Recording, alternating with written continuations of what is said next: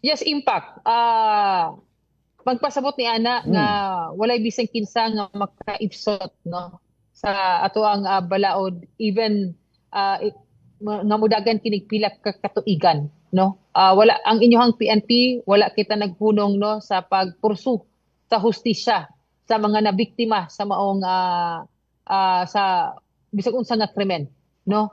It's a matter of time no, dako nga butang pod ang Hmm. kaning tabang sa ato ang katawhan. Nagsumikad ang maong kalampusan nato sa pagsikop ni ining maong most wanted individual on the national level tungod kana pod sa impormasyon nga gihatag kanato sa ato ang komunidad no. So tinabangay kita Hmm.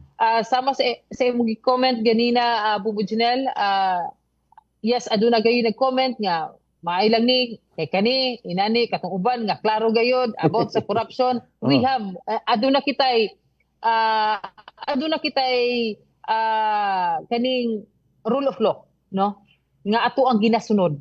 Dili pod kana pwede nga ato ka ng ang inyong kapulisan usa kami sa musunod gayod sa ato ang unsay rule of law nato no. Dili kana pwede pod nga bisag kinsa lang atong pag-arestohon Mhm. nga walay probable cause no.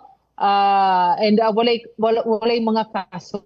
So kanang ginatawag na to na magpakita lamang kini impact, magpakita kini nga walay makaibsot even if Mhm.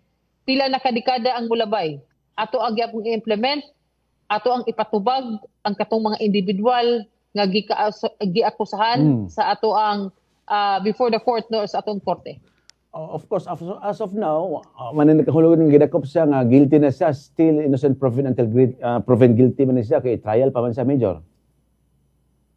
Yes, tinod ka na. Magsugod ang trial ngadto kaniya kay nadakpan naman siya.